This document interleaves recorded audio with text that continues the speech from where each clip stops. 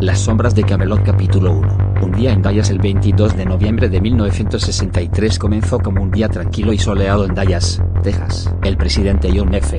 Kennedy, su esposa Jacqueline y el vicepresidente Lyndon B. Johnson estaban de gira en Texas, una visita diseñada para suavizar tensiones dentro del Partido Demócrata y asegurar la reelección de Kennedy en 1964. La caravana presidencial, que incluía una limusina descapotable, se dirigía hacia el centro de Dallas en un desfile para saludar a la multitud. Capítulo 2. El disparo fatal mientras la caravana pasaba por Dealey Plaza. Un disparo resonó en el aire, seguido de dos más. Kennedy fue alcanzado en la cabeza y el cuello, y fue declarado muerto poco después. Las investigaciones iniciales señalaron a Lee Harvey Oswald, un exmarine estadounidense y simpatizante comunista, como el asesino. Oswald fue arrestado, pero 2 días después, fue asesinado por Jack Ruby, un dueño de un club nocturno de Dallas, lo que aumentó las teorías de conspiración en torno al asesinato de Kennedy. Capítulo 3. El informe Warren en septiembre de 1964.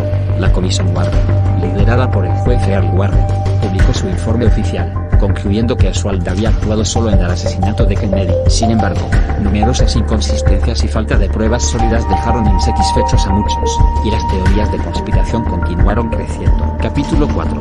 La conexión de la CIA. Una teoría popular sugiere que la CIA estuvo involucrada en el asesinato de Kennedy debido a sus desacuerdos con él sobre la política de seguridad nacional. En esta narrativa, altos funcionarios de la CIA, descontentos con la falta de apoyo de Kennedy a la invasión de Bahía de Cochinos en Cuba y su postura conciliadora hacia la Unión Soviética, conspiraron para asesinarlo. Capítulo 5.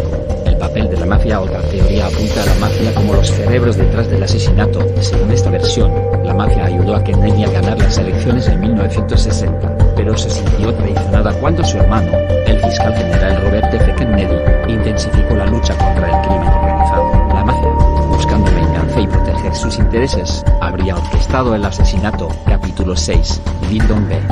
Johnson y el complejo militar industrial. Una teoría adicional sugiere que el vicepresidente Lyndon B.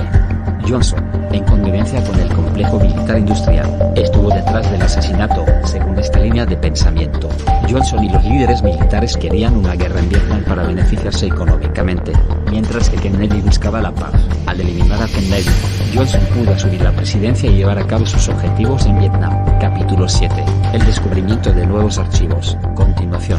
A medida que se desclasificaban nuevos documentos relacionados con el asesinato de Kennedy, los investigadores y periodistas descubrieron más detalles sobre la vida de Oswald, sus conexiones y sus actividades previas al asesinato, aunque no se encontraron pruebas definitivas que vincularan a Oswald con alguna de las teorías de conspiración. Estos documentos arrojaron más dudas sobre la versión oficial del informe Warren. Capítulo 8.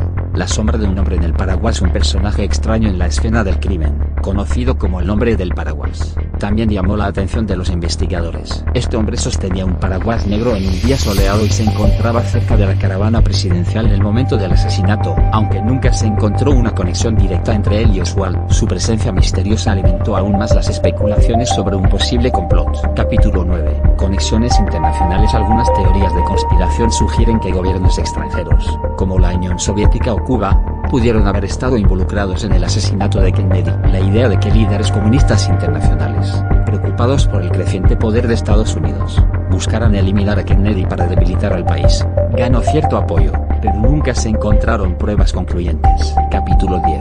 El legado de la duda. A pesar de las investigaciones exhaustivas, el asesinato de John F.